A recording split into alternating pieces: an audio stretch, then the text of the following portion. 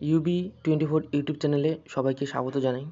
তো আজ আমরা দেখব যে অঙ্গনওয়াড়ির ওয়ার্কার ও হেল্পার পদে যে আবেদনটি শুরু হয়েছিল সেই আবেদনটি কিভাবে করব। এর জন্য আমরা সরাসরি চলে যাব কোচবিহার wb.in এই ওয়েবসাইটে, যেখান থেকে আমরা কিন্তু এই অঙ্গনওয়াড়ির যে ওয়ার্কার বা হেল্পার রয়েছে এই পদের জন্য আবেদনটি করতে পারবো। তো ইতিমধ্যে কিন্তু এখানে আবেদন শুরু হয়ে গেছে। এখানে কিন্তু উচ্চ মাধ্যমিক পাশে ওয়ার্কার ও হেল্পার নেওয়া হচ্ছে।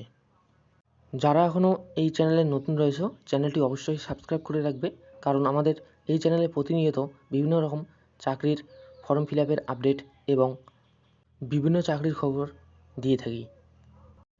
তো এখানে কিন্তু আসার পর দুটি পদ রয়েছে, একটি ওয়ার্কার ও একটি হেল্পার পদ রয়েছে। এই দুটির মধ্যে আপনি যেটাইতে আবেদন করবেন সেটি সিলেক্ট করে নিতে পারেন। তো সর্বপ্রথমে আপনার যে সাব ডিভিশন রয়েছে সেটি সিলেক্ট করে নেবেন, এরপর গ্রাম পঞ্চায়েতটি সিলেক্ট করবেন, পরবর্তীতে যে পোস্টটি রয়েছে সেই পোস্টটি দিবেন। দেওয়ার পর এখানে নেম অফ দ্য ক্যান্ডিডেট অপশনের জায়গায় আপনার নামটি বসিয়ে দেবেন।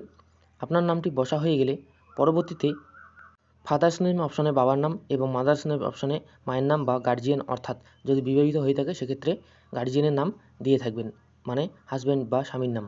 এর পরবর্তী রয়েছে মায়ের নাম এবং পরবর্তীতে তোমাদের ক্যাটাগরি রয়েছে, যারা SC ST OBC রয়েছে তারা SC STর মধ্যে তোমাদের যে ক্যাটাগরি সেই ক্যাটাগরি দিবে এবং জেন্ডারটি ফিমেল করে দেবে। এর পরবর্তীতে যে RU অপশনে এখানে দেখবে 3টি অপশন দেওয়া রয়েছে। তো এর মধ্যে সর্বপ্রথম যে অপশনটি রয়েছে সেটিতে ক্লিক করবে এবং বাংলা ও ইংলিশ সম্পর্কে যদি আপনার ধারণা থাকে সেক্ষেত্রে শেষের দিকে যে অপশনটি রয়েছে সেটিতে ক্লিক করবে। এরপরেই এখানে তোমাদের দিতে বলবে জন্ম তারিখ। এই জন্ম তারিখটি ক্যালেন্ডার থেকে মাস, তারিখ এবং সাল সিলেক্ট করে দিয়ে দিবেন। দেওয়ার পর তোমাদের যে টোটাল বছর রয়েছে সেই বছরটি কিন্তু এখানে চলে আসবে অটোমেটিক। এরপরে মোবাইল নম্বর দিবে, মোবাইল নম্বরের নিচে ইমেল আইডি এবং আধার কার্ডের নাম্বারটি বসিয়ে দেবে। তো আধার কার্ডের নাম্বারটি কিন্তু এখানে ম্যান্ডেটরি নয়, কেউ যদি চাও যে দিব না সেক্ষেত্রে কিন্তু না দিলেও চলবে। এরপর তোমাদের যে প্রেজেন্ট অ্যাড্রেস রয়েছে সেই প্রেজেন্ট অ্যাড্রেসের জায়গায় তোমাদের ভিলেজ বা টাউনের নাম, এরপরে ব্লক এবং পোস্ট অফিস ও পুলিশ স্টেশন, এছাড়াও ডিস্ট্রিক্ট, এই সব কিন্তু এখানে সঠিকভাবে ফিল করে দিয়ে দেবে। এরপর রয়েছে তোমাদের স্টেট ওয়েস্ট বেঙ্গল এবং পিনকোডের জায়গায় তোমাদের যে পোস্টাল কোড রয়েছে সেই পোস্টাল কোডটি বসিয়ে দেবে। পোস্টাল কোড বসা হয়ে গেলে পার্মানেন্ট অ্যাড্রেস ও প্রেজেন্ট অ্যাড্রেস যদি সেম হয় সেক্ষেত্রে same as per present address যে এই অপশানটি রয়েছে এখানে টিক করে দেবে। আর যদি আলাদা হয়ে থাকে তো সেক্ষেত্রে তোমাদের আলাদা বা অন্য যে অ্যাড্রেস রয়েছে সেই অ্যাড্রেসগুলি এখানে আবার ফিল করে দিতে হবে। এরপরে তোমাদের রয়েছে এডুকেশন কোয়ালিফিকেশনের যে ডিটেলস সেই ডিটেলস এখানে ফিল করতে হবে। তো এখানে কিন্তু সর্বপ্রথমে যেটি রয়েছে সেটি হলো এইচএস কোয়ালিফিকেশান। এই এইচএস কোয়ালিফিকেশনের ডিটেলস কিন্তু দিতে হবে।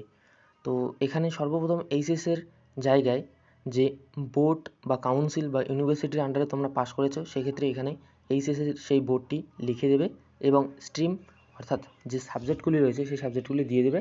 এরপর পার্সেন্টেজ দিবে এবং কত সালে পাস করেছো, পরবর্তীতে টোটাল মার্ক কত ছিল এবং এর মধ্যে কত পেয়েছো, এগুলি সম্পূর্ণ করতে হবে। এরপরে রয়েছে গ্র্যাজুয়েশন।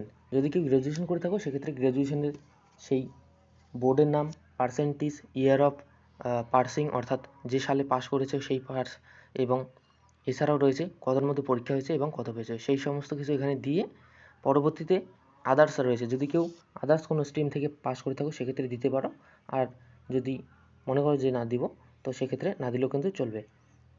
পরবর্তীতে তোমাদের ফটো আপলোডের জন্য চুজ ফাইল অপশানে ক্লিক করে এখানে 10 থেকে 50 কেবির মধ্যে একটি ফটো সাইজ করে নিয়ে আপলোড করে দিতে হবে।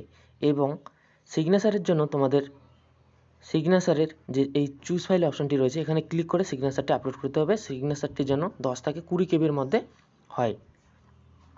তো এরপরে তোমাদের যে ডিক্লিয়ারেশন অপশান রয়েছে সেই ডিক্লিয়ারেশন অপশানে টিক করে দিতে হবে এবং যে নিচে সিকিউরিটি কোড রয়েছে এই সিকিউরিটি কোডটি দেখে পাশে ফাঁকা স্থানে বসিয়ে যে সাবমিট অপশান রয়েছে সেই সাবমিট অপশানে কিন্তু ক্লিক করতে হবে।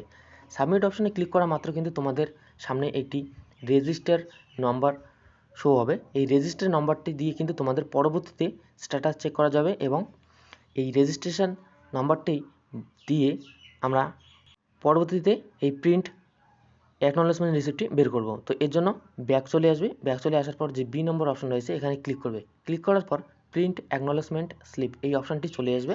এখান থেকে তোমাদের যে ফাইনাল সাবমিটের পর যে রেজিস্ট্রেশন নাম্বারটি পড়েছিল সেই রেজিস্ট্রেশন নাম্বারের জায়গায় এখানে ফাঁকা জায়গায় বসিয়ে দেবে। এরপরে ডেট অফ বার্থ অর্থাৎ তোমাদের যে জন্মসালটি রয়েছে সেই জন্মসালটি এই ক্যালেন্ডার থেকে বসিয়ে দেবে। মাস, তারিখ এবং যে সাল রয়েছে সেই সালটি সম্পূর্ণ বসা হয়ে গেলে সাবমিট অপশন রয়েছে, সাবমিট অপশনে ক্লিক করবে এবং সাবমিট অপশনে ক্লিক করা মাত্র কিন্তু তোমাদের সামনে সেই প্রিন্ট কপিটি চলে আসবে। এখান থেকে তোমরা সেই পিডিএফটি ডাউনলোড করে নিতে পারো বা সেভ করে রেখে দিতে পারো। তো রেজিস্ট্রেশন নম্বরটি কিন্তু অবশ্যই ভালো করে রেখে দেবে। এই রেজিস্ট্রেশনের মাধ্যমে কিন্তু তোমাদের পরবর্তীতে যে অ্যাডমিট আছে সেই অ্যাডমিট কিন্তু তোমরা ডাউনলোড করতে পারবে। তো আশা করি ভিডিওটি সকলের ভালো লেগেছে। চ্যানেলটি অবশ্যই সাবস্ক্রাইব করবেন। ভিডিওটি দেখার জন্য সকলকে অসংখ্য ধন্যবাদ।